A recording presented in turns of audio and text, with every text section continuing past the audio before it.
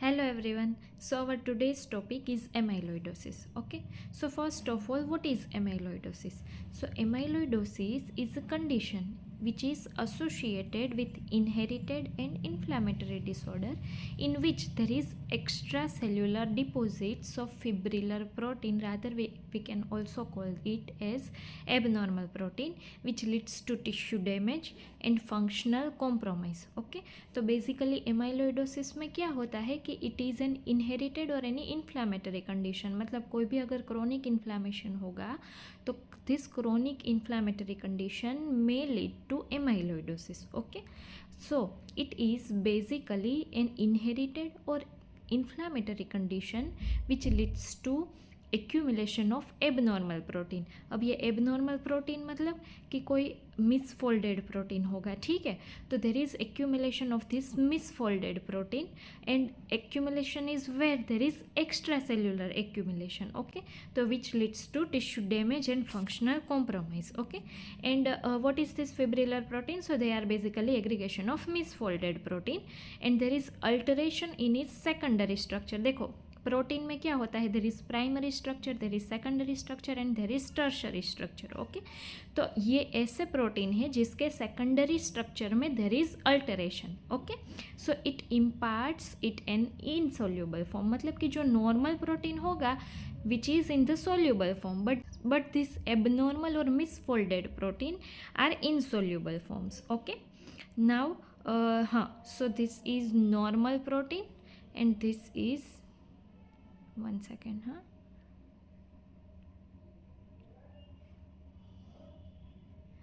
So you can see that these all are neurons. Okay, and there is extracellular deposition of amyloid. Okay, ये जो neurons है उसके बाहर देर is deposition of amyloid. तो देखो ये एमाइलॉइड डिपोजिशन अगर कोई सेल्स के बाहर होगा तो वो क्या करेगा, देखो धीरे धीरे ये डिपोजिशन है वो ज़्यादा बढ़ता जाएगा. तो फिर क्या करेगा, एक टाइम ऐसा आएगा कि जब ये न्यूरॉन्स है उसको वो कंप्रेस करेगा. ठीक है, तो देर इज़ प्रेशर एट्रोफी. तो मतलब कि एमाइलोइडोसिस जिस भी ऑर्गन का होगा, so it can occur in any organ. Okay, तो जो भी ऑर्गन में ये हो रहा है वहाँ पे अगर एक्स्ट्रा सेल्यूलर डिपोजिशन होगा तो अल्टीमेटली वो क्या करेगा कि सेल्स को कंप्रेस करेगा. तो वहाँ पे क्या होगा, हमने पढ़ा था सेल्यूलर एडेप्टेशन में, एट्रोफी होगी सेल्स में. अगर कंटिन्यूअसली कंप्रेशन आएगा बाहर से तो there is pressure atrophy. Okay, so ultimately it leads to pressure atrophy.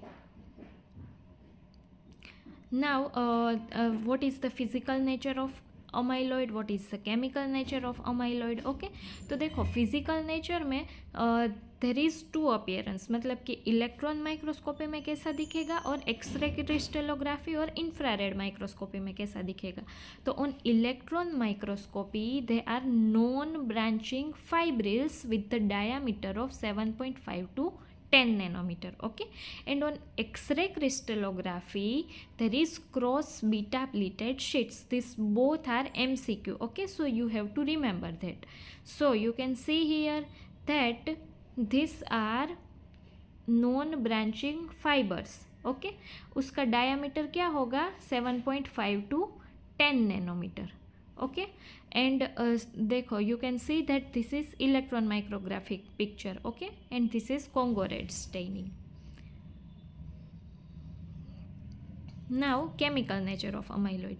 So there are types of amyloid. Okay, the first is AL. What is the full form of AL? It is amyloid light chain protein. And second is AA. AA मतलब amyloid associated protein, and others will include A beta protein, A beta 2 microglobulin. Okay, we will see one by one. So AL protein it derived from immunoglobulin light chain. Okay, तो देखो normal immunoglobin में क्या होगा, what is the structure of normal immunoglobulin? So there are 2 heavy chain and 2 light chain. Okay, so this is heavy chain and this is light chain. This is normal structure of immunoglobulin. ठीक है, पर इसमें क्या होगा कि there is only presence of light chain, there is no presence of heavy chain. Okay, so this is known as AL protein. So it is derived from immunoglobulin light chain and it is composed of lambda chain mainly lambda chain, and kappa chain is also present in some AL protein, and it is seen in multiple myeloma, and it is primary amyloidosis. Okay, now AA protein, so it is made by liver from serum amyloid associated protein. Okay, SAA. तो SAA क्या है कि देखो, जब कोई भी chronic inflammation होगा तो क्या होगा कि लीवर में से there is acute phase reactant will be synthesised. Okay, तो ये जो SAA है वो लीवर में सिंथेसाइज होता है. ठीक है, तो देखो ये SAA वो डायरेक्टली नहीं आया है. ठीक है, मल्टीपल माइलो में क्या था, it is a clonal proliferative disorder. Okay, so it is primary amyloidosis, but this is secondary amyloidosis. Why? Because whenever there is any chronic inflammation, then as a response to that chronic inflammation there is formation of SAA, and this SAA will lead to AA protein. Okay, so matlab it is secondary amyloidosis. Now classification of amyloidosis. देखो मतलब कि हमने देखा था ना कि AL होता है, AA होता है और अदर्स होते हैं. तो अदर्स में कौन कौन से आएंगे, तो देखो इसमें क्या क्या दिया है कि व्हाट इज़ द क्लिनिकोपैथोलॉजिकल कैटेगरी, मतलब सिस्टेमिक है, लोकलाइज है, हेरिडिटरी है. ठीक है, फिर एसोसिएटेड डिसीज़ की कौन सा डिसीज़ है जिसमें दिखता है. ठीक है, देन मेजर फाइब्रिल प्रोटीन, मतलब कि कौन सा एबनॉर्मल प्रोटीन दिख रहा है, and last is chemically related precursor protein. कौन सा प्रीकर्सर प्रोटीन है. ठीक है, तो देखो सबसे पहले है सिस्टेमिक अमाइलोइडोसिस और जनरलाइज अमाइलोइडोसिस. ओके, तो इसमें सबसे पहला कौन सा डिसऑर्डर आ गया, प्राइमरी अमाइलोइडोसिस, इम्यूनोसाइट डिस्क्रियासिस, मतलब ये जो प्लाज्मा सेल डिस्क्रियासिस है मल्टीपल माइलोमा वाला. ठीक है, उसमें मेजर फाइब्रिल प्रोटीन कौन सा होगा, AL, and what is chemically related precursor form, it is immunoglobulin light chain. Okay, mainly lambda type. Now second is reactive systemic amyloidosis और सेकेंडरी अमाइलोइडोसिस. तो वो क्यों होगा, अंडरलाइन कंडीशन कौन सी होगी उसमें, क्रोनिक इन्फ्लामेटरी कंडीशन. देखो क्रोनिक इन्फ्लामेटरी कंडीशन मतलब कोई भी क्रोनिक इन्फ्लामेटरी कंडीशन हो सकती है. देखो पहले क्या था कि ट्यूबरक्यूलोसिस, ब्रोंकिएक्टेसिस, इन सब में देर इज इन सब में देर this conditions leads to amyloidosis. Okay, but now there is good treatment, there is good antibiotic therapy, तो there are less chances कि tuberculosis और bronchiectasis के बाद amyloidosis होगा. ठीक है, so nowadays common condition is rheumatoid arthritis. Okay, rheumatoid, after rheumatoid arthritis there are more chances of occurring amyloidosis. Okay, now third is hemodialysis associated. तो देखो hemodialysis associated कौन सा है कि A beta 2 माइक्रोग्लोब्यूलिन. ठीक है, एंड बीटा 2 माइक्रोग्लोब्यूलिन की वजह से due to continuous hemodialysis there is accumulation of beta 2 microglobulin. ठीक है, नाउ हेरिडिटरी अमाइलोइडोसिस. तो एमा first is familial Mediterranean fever in which also there is amyloid associated protein. Okay, and second is familial amyloidotic neuropathy. तो उसमें there is accumulation of ATTR, that is transthyretin. Okay, then third is senile systemic amyloidosis. तो उसमें भी there is ATTR. okay, transthyretin accumulation. then there is localized amyloidosis. तो उसमें आएगा senile cerebral amyloidosis. तो उसमें कौन सा डिसीज आएगा, अल्जाइमर्स डिसीज. तो अल्जाइमर्स डिसीज में there is it is A beta which is derived from APP. And in endocrine system there is medullary carcinoma thyroid, in which there is calcitonin is the precursor protein, and ACAL is the protein which is accumulated. Then islets of Langerhans, in which there is AIAPP is accumulated. And in isolated atrial amyloidosis there is atrial natriuretic factor which leads to accumulation of AANF. Okay, now diagnosis of amyloidosis. So how you will diagnose amyloidosis? So for that you have to take biopsy of the organ which is affected. Okay, now what is the macroscopic appearance of amyloid?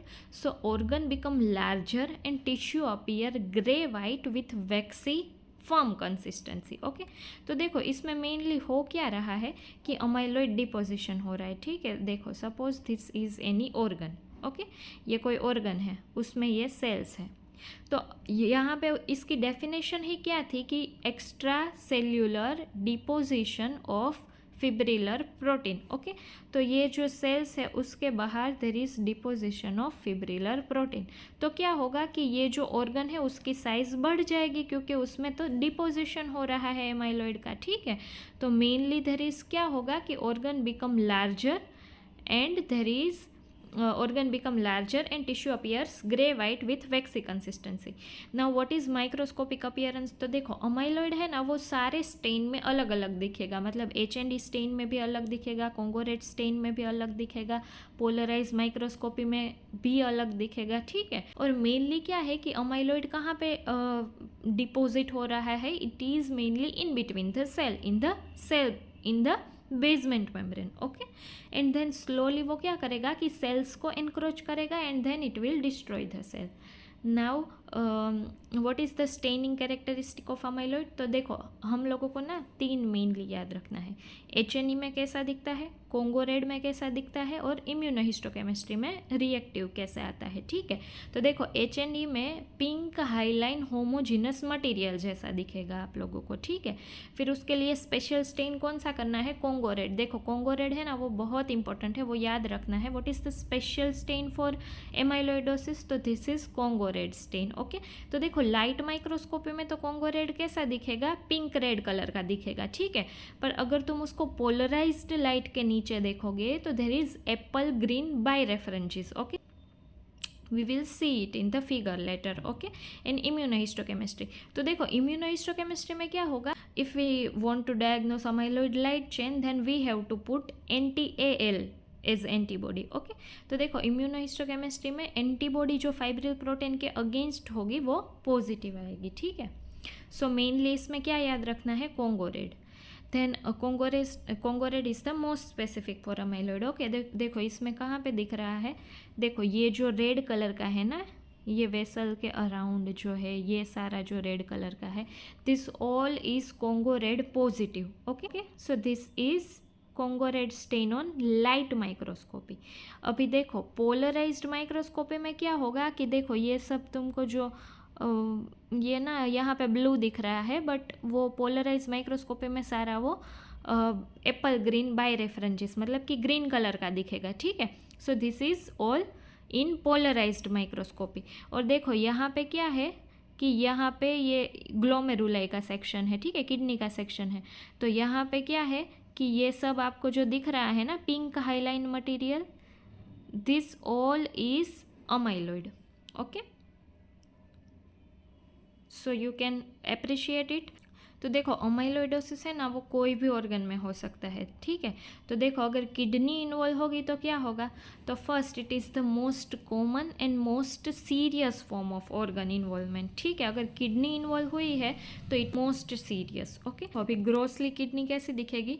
तो it will be श्रंकन। Y श्रंकन?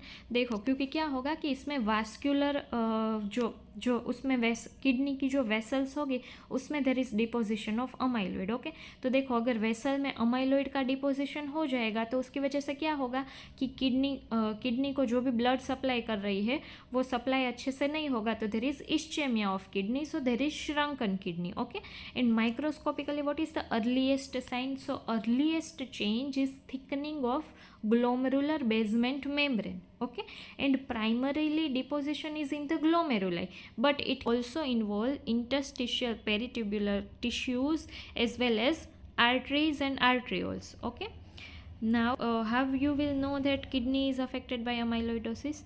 The symptom is proteinuria, which also can leads to nephrotic syndrome. Okay, and there is progressive obliteration of glomeruli which leads to renal failure also.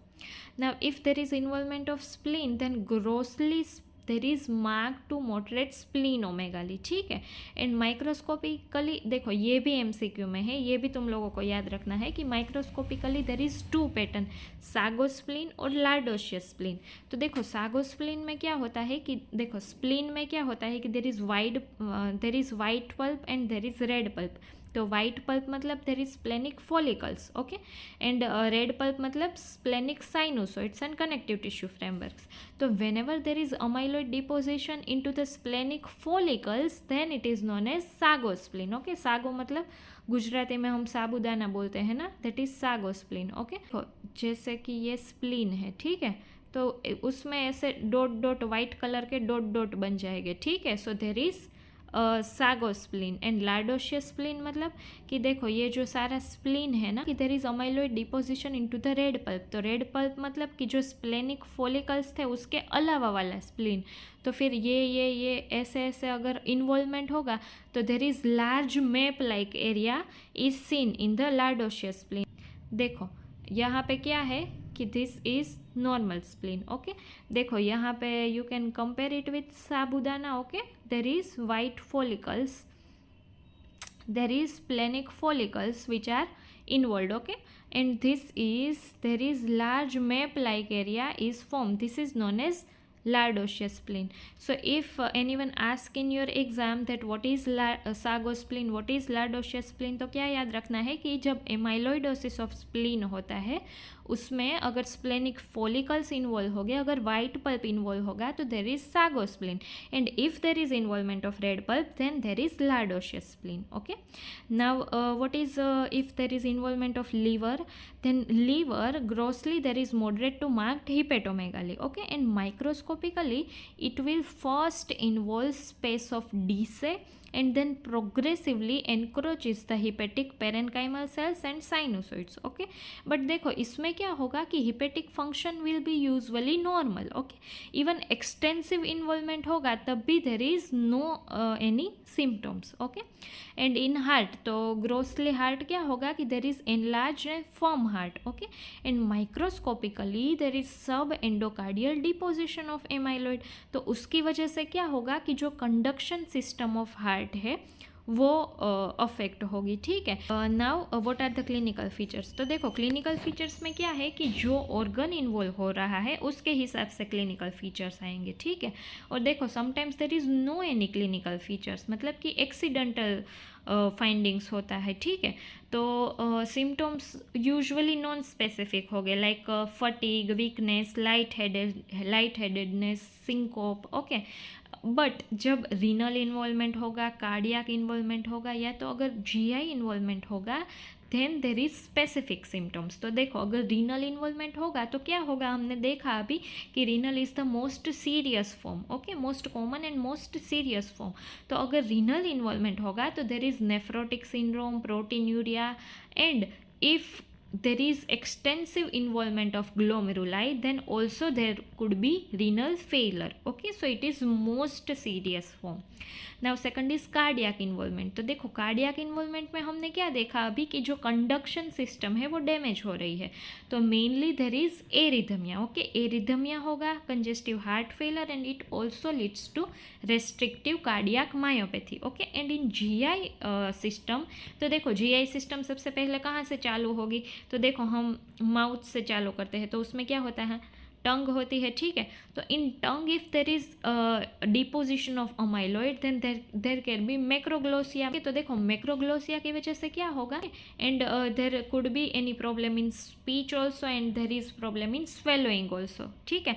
And if there is deposition of amyloid in stomach and intestine then there also can be indigestion, malabsorption, diarrhea, okay, so this all can occur in amyloidosis। and if there is vascular involvement तो फिर क्या होगा कि there is bleeding होगा, ठीक है। अगर कोई ट्रोमा होगा तो there is extensive और massive bleeding will be there, okay।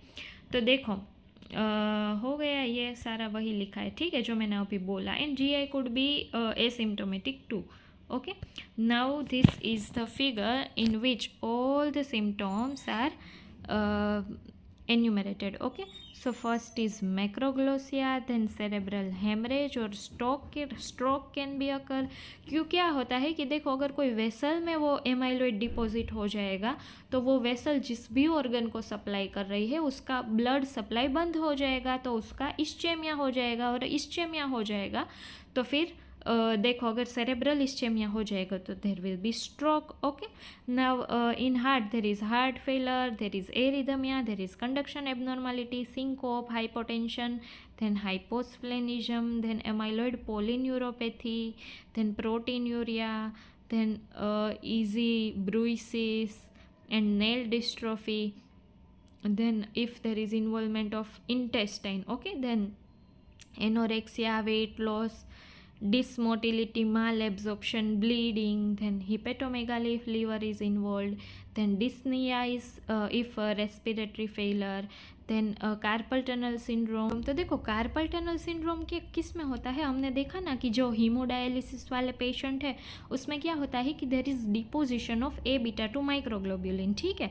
तो sometimes what happen that this beta two microglobulin can also deposit in joints, muscles, tendons, okay. So whenever there is deposition of it in the tendons, then what happen, there is carpal tunnel syndrome, okay. So देखो अब till now हमने क्या क्या देखा, तो देखो सबसे पहले कहाँ से चालू करना है कि there should be definition of amyloidosis. तो what is the definition of amyloidosis? It is extracellular deposition of fibrillar protein और एबनॉर्मल प्रोटीन, ठीक है, which leads to tissue damage और फंक्शनल कॉम्प्रोमाइज, ठीक है। फिर उसका फिजिकल नेचर लिखना है और केमिकल नेचर लिखना है। तो फिजिकल नेचर में क्या आएगा, cross beta pleated sheet in X-ray crystallography और स्पेक्ट्रो और infrared spectroscopy, okay. And what is the appearance of on electron microscopy? तो there is non branching fibrils, okay. और उसका जो डायमीटर है वो क्या होगा, 7.5 to 10 नैनोमीटर। फिर आएगा केमिकल। तो केमिकल नेचर में क्या आएगा, amyloid light chain protein, amyloid associated protein and others, ठीक है। तो अदर्स में क्या क्या लिखना है, ए बीटा टू माइक्रोग्लोब्यूलिन, ए बीटा, फिर ए आई ए पी पी, फिर ट्रांसथायरेटिन, ओके, जो पूरा कोष्टक है वो लिख देना है, ठीक है। फिर ए एल क्या है, ए क्या है वो लिखना है। तो ए एल क्या है, वो मेनली मल्टीपल माइलोमा में दिखता है, that is mainly primary amyloidosis, okay. और वो क्यों दिखता है हमें, क्योंकि देर इज मल्टीपल माइलोमा और any plasma cell dyscrasias, what happen that there is production of a L protein. मतलब कि नॉर्मल इम्यूनोग्लोबिन में क्या होता है कि there is light chain and there is heavy chain, but in this there is only production of light chain, so there is accumulation of AL, okay. Now what is AA protein? तो देखो AA protein is secondary amyloidosis. Why? Because there is no direct production of AA. What happen कि whenever there is any chronic inflammation, then there is production of SAA, which leads to production of amyloid associated protein, okay. So it is secondary amyloidosis और mainly rheumatoid arthritis के बाद हो रहा है, ठीक है। मतलब मेनली र्यूमेटॉइड आर्थराइटिस के बाद होगा या तो फिर हॉजकिंस लिम्फोमा और एनी रीनल सेल ट्यूमर के बाद भी हो सकता है ये, ठीक है। फिर उसकी स्टेनिंग कैरेक्टरिस्टिक लिखनी है, ठीक है। फिर उसका डायग्नोसिस लिखना है। तो डायग्नोसिस में mainly biopsy, okay, macroscopic and microscopic appearance. तो मैक्रोस्कोपिकली क्या लिखना है कि जो भी ऑर्गन का इन्वॉल्वमेंट होगा mostly there is organomegaly of that organ, okay. And microscopy में देखो HNE, हमें मेन कौन से 3 याद रखने हैं, HNE याद रखना है, कोंगोरेड याद रखना है और IHC में याद रखना है, ठीक है। तो देखो HNE में कैसा दिखेगा, पिंक एमोर्फस हाईलाइन मटेरियल जैसा दिखेगा। फिर कोंगोरेड में क्या दिखेगा, कोंगोरेड में 2 लिखना है, लाइट माइक्रोस्कोपी में कैसा दिखता है और पोलराइज माइक्रोस्कोपी में कैसा दिखता है, ठीक है। तो देखो लाइट माइक्रोस्कोपी में क्या होगा कि there is pink red colour will be seen, okay. And what is in polarise microscopy, there is apple green bye references, okay. And immunohistochemistry में क्या होगा कि जो भी फिब्रिल प्रोटीन है उसके अगेंस्ट वाला एंटीबॉडी है वो पॉजिटिव आएगा, ठीक है। Now what are the main कौन सा organ, most common and most serious form of organ involvement is kidney, okay. And kidney में क्या होगा, प्रोटीनयूरिया होगा और नेफ्रोटिक प्रोटीनयूरिया होगा which leads to nephrotic syndrome, okay. And renal failure also can occur. And kidney दूसरा क्या था, spleen. तो स्प्लीन में 2 लिखना है, सागोस्प्लीन और लार्डोशियस स्प्लीन। तो सागोस्प्लीन मतलब कि अगर स्प्लेनिक फॉलिकल्स और वाइट पल्प इन्वॉल्व होगा तो there is sago spleen. And if there is red pulp involvement, deposition of amyloid in red pulp, then there is lardaceous spleen. तो लीवर में क्या होगा कि हिपेटोमेगाली होगी और अर्लीएस्ट क्या इन्वॉल्व होगा उसमें, स्पेस ऑफ D से, ओके। और उसके बाद हिपेटिक साइनोसॉइड और पेरेन्काइमल सेल्स इन्वॉल्व हो गए। और उसमें क्या है कि क्लिनिकल फीचर्स आर मोस्टली, मतलब कि एक्सटेंसिव इन्वॉल्वमेंट पे होगा तो there is no any clinical symptoms, okay. और हार्ट में क्या होगा, mainly subendocardial deposition of amyloid, so it leads to damage to conduction system of heart, तो एरिथमिया होगा, ठीक है। और बाकी तो ये सारे फीचर्स हैं वो लिख देने हैं, ठीक है। Do something today that your future self will thank you for, okay, bye.